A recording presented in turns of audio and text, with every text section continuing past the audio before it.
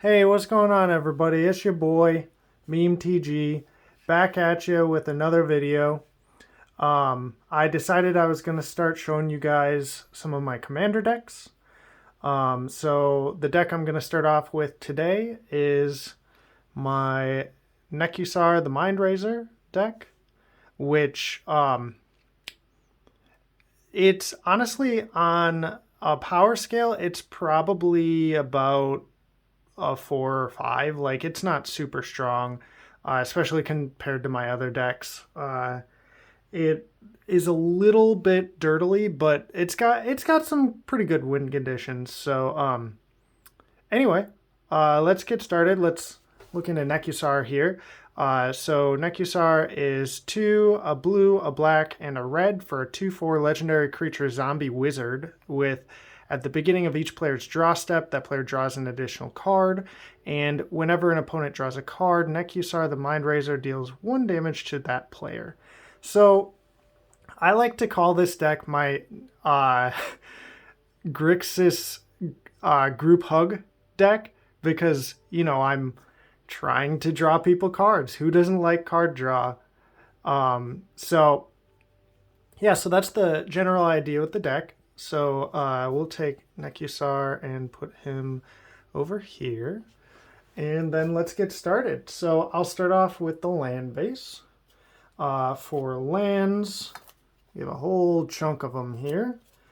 So we have 4 basic mountains. So this deck is kind of just a casual deck that I built myself out of things I had laying around. So it's not like optimized completely with the best duels and such. It's got 4 basic islands. But yeah, it's still a pretty powerful deck. It can crush people if they leave it alone too long. And then it's got 5 basic swamps, all of which are the nice Theros basics. For other non-basic lands, we have Reliquary Tower, Gaia Reach Sanitarium to get some extra draw and discard triggers in there, Temple of Deceit for scrying, Shivan Reef just for color fixing, Smoldering Marsh, which is fetchable, a pathway, the red-blue pathway, which is kind of nice. One of the filter lands, I really like these. I think they're really useful. Lava Claw Reaches, so manland, kind of fun. Again, I kind of just pulled out things that I had laying around, so it's not like I have complete play sets of each different land type in the deck. But so next up here, we have shocks. I have 2 shocks, Blood Crypt and Steam Vent. Steam Vents, rather. Next up is fetches. We have 2 fetches, Bloodstained Mire and Polluted Delta. We do have another one of the 2 or more basic land duels, Sunken Hollow. And did we have any more? Oh, yes, we did have another one of the man lands, Creeping Tar Pit. Again, just more stuff I had laying around. So now next up is the Czech Lands, which we do have a playset of. We have Sulphur Falls, Dragon Skull Summit, and Drowned Catacomb, which are nice. Next up, we just have some lands that I pulled from commander decks. I don't know if you want to call these bad filter lands or what, but they're basically the same as the filter land that we saw earlier, except they can't tap for colorless. I have the red-black and the blue-black. They can't tap for colorless, and they can't filter to any other combination of those colors. It's just straight up, like this one's straight up blue and black. Although it does only require a colorless to activate, whereas I believe the other filter land, if I can find it here. Yep. So this one required a blue or a black to activate. So anyway, so we have a few more lands here. Temple of Malice, another Scry land. Kind of cool. I had a foil from Born of the Gods, so that was kind of fun. Next up, Blackcleave Cliffs. Good old fast land. That's usually going to be entering tapped in Commander. Fast lands are generally not very sought after in Commander, but I just had one, so I figured I'd throw it in there as an extra duel. Next up is our tricolor duel. Enters tapped, taps for one of any of our colors, Crumbling Necropolis. And lastly, we have Command Tower, which, unless you're running colorless or maybe monocolor, I don't see why you wouldn't run Command Tower. It's always going to enter untapped and can tap for any color in your commander's color identity. Anyway, so that's the start of the deck. Next up, let's get into the ramp. So obviously in Grixis colors, we're not going to have very good ramp, so most of it's just through artifacts. In fact, I think all of it's through artifacts. So first up, Soul Ring. Pretty common, pretty predictable, honestly, but it is a staple in Commander. It's one of the older Soul Rings, too, that still doesn't have the colorless symbols. But anyway, next up, we have a Mind Stone. Mind Stone is nice, especially with that second ability to draw a card. That can get you out of some binds later in the game. And it can also act as another way to trigger a card draw, which is kind of nice. Because, as you might have guessed with Nekusar, drawing cards is always going to be of benefit for us. Next up, Chromatic Lantern. This is starting to be a little bit slow in Commander, but I had some laying around, so I threw one in because it's still good for fixing. So next up, Arcane Signet. Again, not sure why you wouldn't run that in any Commander deck that runs more than one color. Even one color might want to run Arcane Signet, honestly. But next up, we have some more Signets. We have all three of the Ravnican Signets in the cool Secret Lair art.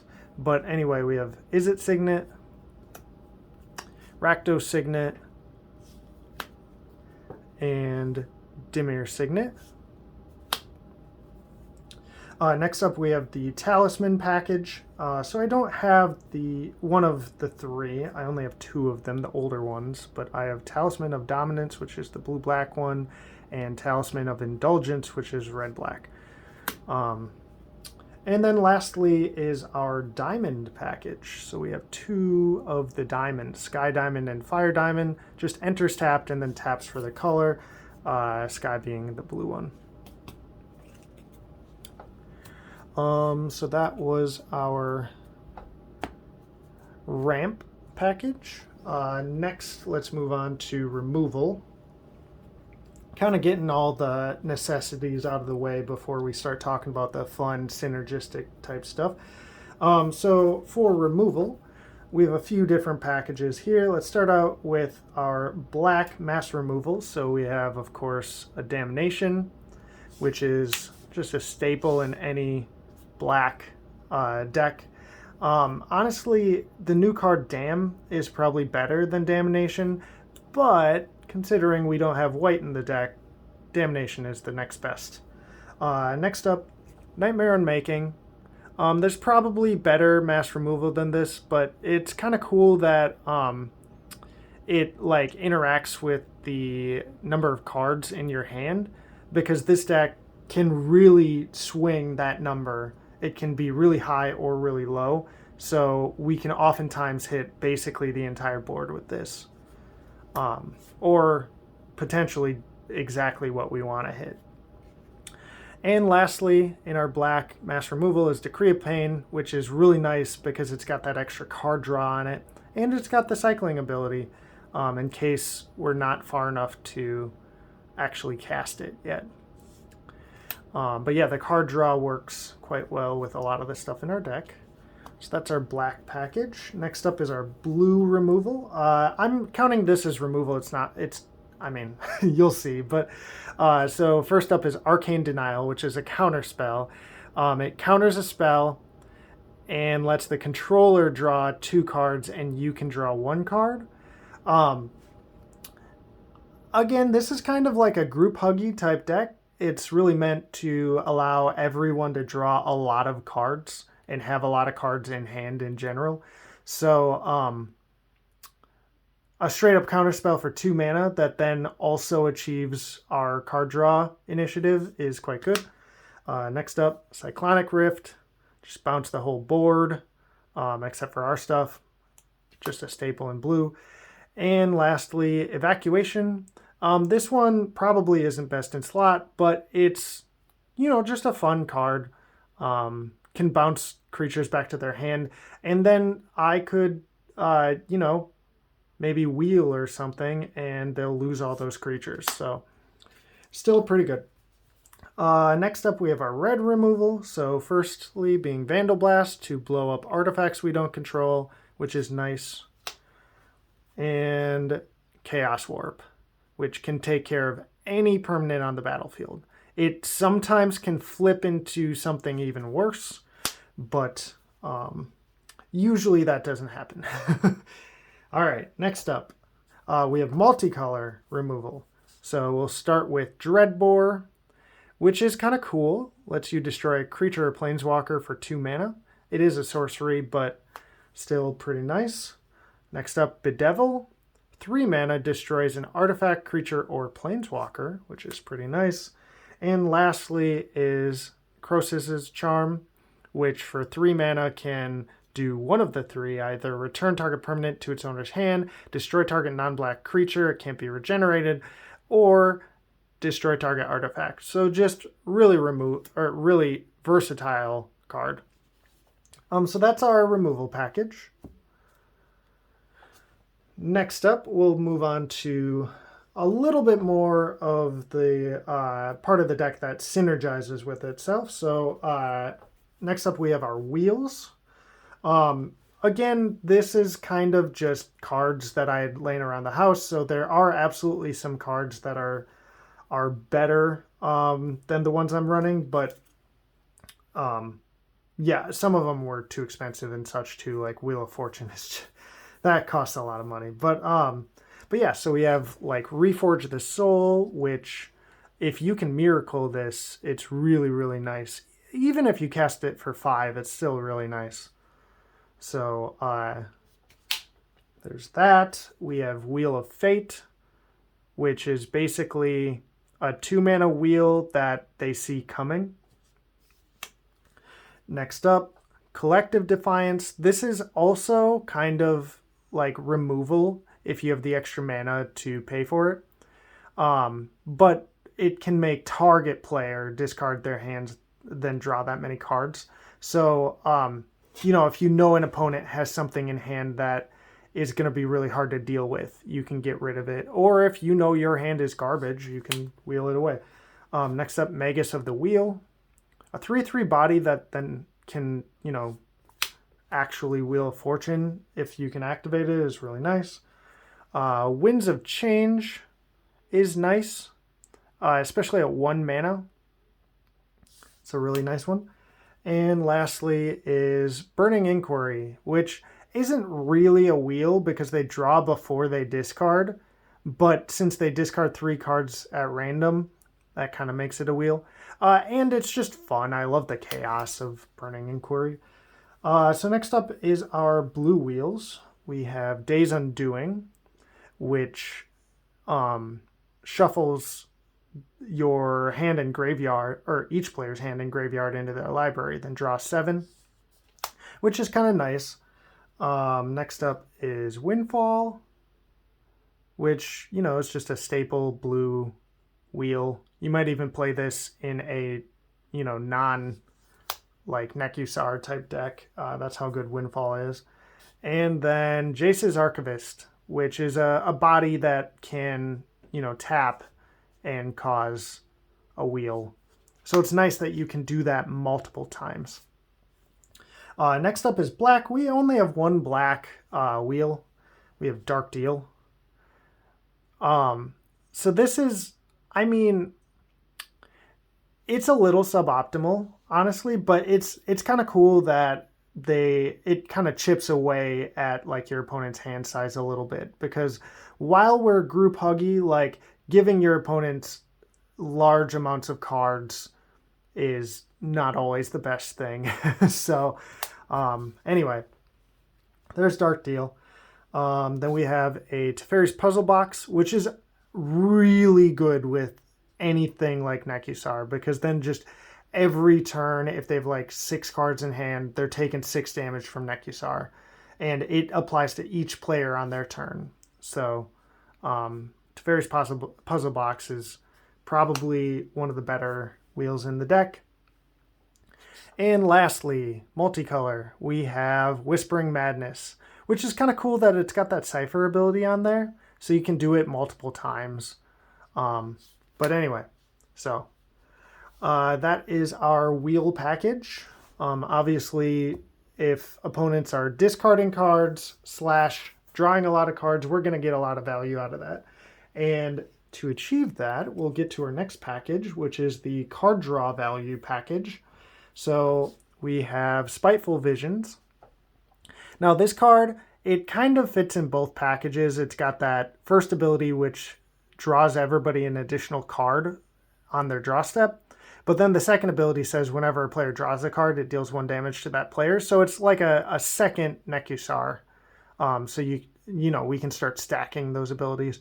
Note that this one can also hit you. So don't kill yourself with Spiteful Visions. Next up, Obnixilus. So this is nice because it's got that ability to destroy a creature. And we give them 2 cards for destroying one of their cards, so it's card advantage, really. But anyway, it's got that top ability, which lets you, it pings your opponents whenever it deals, or whenever they draw a card. So next up, we have Psychosis Crawler. Now this card, it basically it grows equal to your hand size, and then whenever you draw a card, each opponent loses a life. So it kind of combines, like, if you're drawing a lot of cards, it's going to get bigger, and also it's going to drain your opponents. So this can just get out of control really quick. Next up, we have Curse of Fool's Wisdom, which you can only attach onto one player, but then whenever they draw a card, they lose 2 life and you gain 2 life. So that can just get really crazy and get you a lot of value. Next up, Locus God. So this says whenever you draw a card, create a 1/1 blue and red insect creature token with flying. So basically makes a whole bunch of dudes. Like if you wheel and draw 7 cards, you're going to have 7 1/1s that can protect you or swing or whatever you need them to do. And the last card in the card draw value package is Notion Thief. So this one, honestly, this one really hurts me when I play it because it's just so good, but it feels really bad for your opponents. It doesn't actually hurt me like in the game, but it just like hurts my soul because it says if an opponent would draw a card except for the first card they draw in each of their draw steps, that player skips that draw instead and you draw the card. So essentially what you do is you like, here I'll get an example going here. Like basically what I did in a recent game was I had a Wheel of Fate that was suspended and it went off on my upkeep. And so each player was going to discard their hand, then draw 7.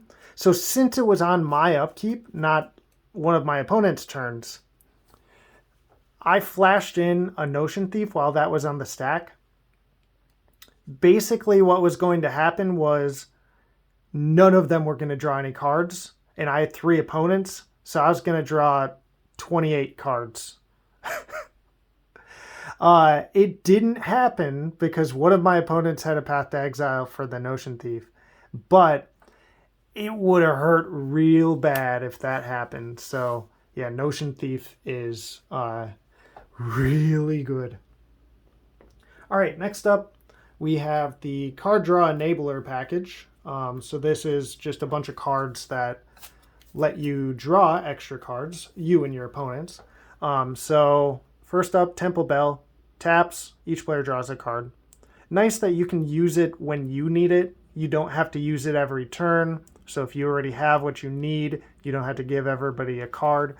But it also is a symmetrical draw, so everybody's going to be drawing, which is nice.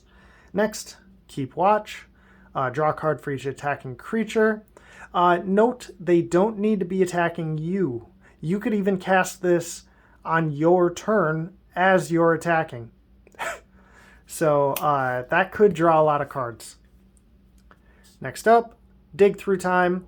Since we're going to be wheeling a lot in this deck, we'll have a lot of stuff in our graveyard to delve. So this is usually going to be 2 blue to look at the top 7 and put 2 into your hand and the rest on the bottom. So that's a really nice card. Next up, Overflowing Insight. 7 mana, target player draws 7 cards. This probably isn't best in slot, but it's really fun to have an opponent that's at 7 or less life and have a Nekusar on the battlefield and then just say, hey, you like cards, right? Here's 7 of them. Bye-bye. Anyway, next up, Words of Wisdom. Again, probably not best in slot, but it draws you 2 cards and each other player 1 card. So really, it's like, for 2 mana, it's pretty nice. And it can get a lot of those Nekusar triggers going.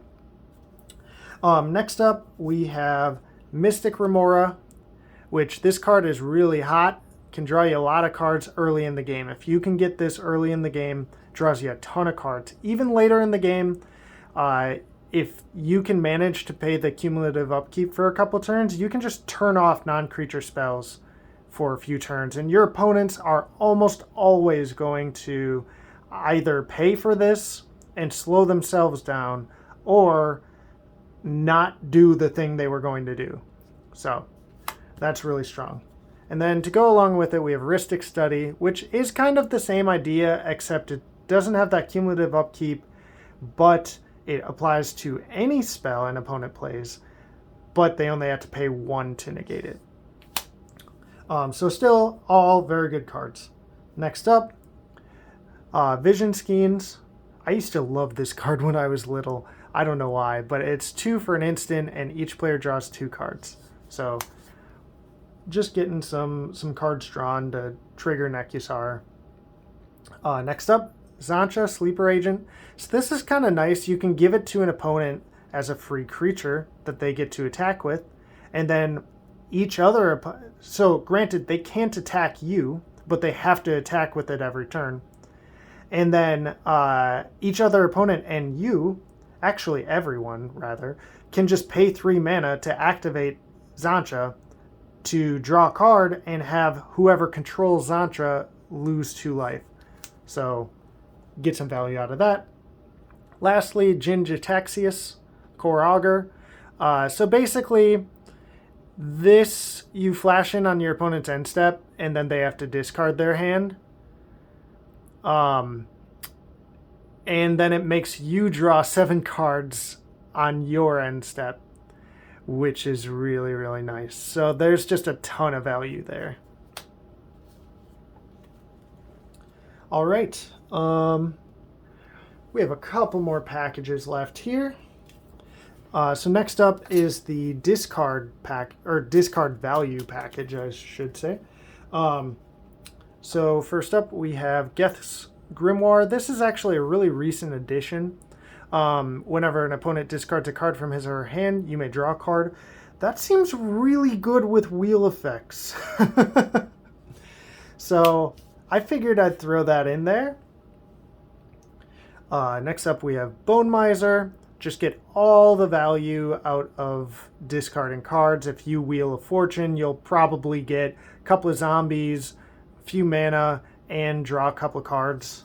So, and then to go along with it, we also have Waste Not for our opponent's discarding cards, which has the same abilities, but it triggers when they discard cards, and everyone's going to be discarding cards, so why not just play both of them? Next up, we have Liliana's Caress. Whenever an opponent discards a card, that player loses 2 life. They can lose a lot of life through this. To go along with that, we also have Magrum. Same idea. Whenever an opponent discards a card, they lose, or it deals 2 damage to them. So it's essentially the same card, except it costs 1 more. And then Raider's Wake. Whenever an opponent discards a card, they lose 2 life, but then it's got that added ability of, at the beginning of your end step, if you attacked with a creature this turn, target opponent discards a card. So you can get a little bit of extra discard out of there. Next up, we have our discard package. So, I mean, the wheels are kind of our main way of causing people to discard cards, but we have a few cards that also can do that. So first up, we have Bag of Holding.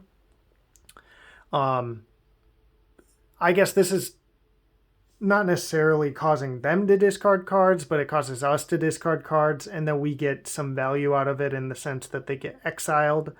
And then if we ever end up activating that bottom ability, we can return all those cards. This is really, really, really good if you Wheel of Fortune and discard a lot of cards under it. So, yeah. Next up, Hondin of Night's Reach. This probably isn't best in slot, but